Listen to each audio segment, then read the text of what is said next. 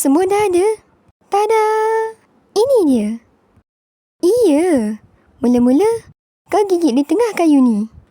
Itik dan Itok akan membawa kau jauh ke atas langit. Barulah kau boleh melihat dunia. Hah? Kura-kura, kau buat apa tu? Nanti. Ada syaratnya. Dan kau dengar baik-baik. Kau jangan buka mulut. Nanti menyesal.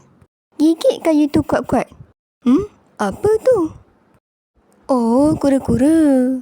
Kura-kura? Kura-kura. Aku kat sini. Aku tangkap kau. Sini. Kura-kura. Kura-kura, bangun.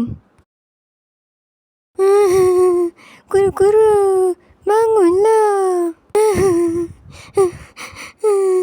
Itulah. Kan aku dah pesan jangan buka mulut. Tak apa.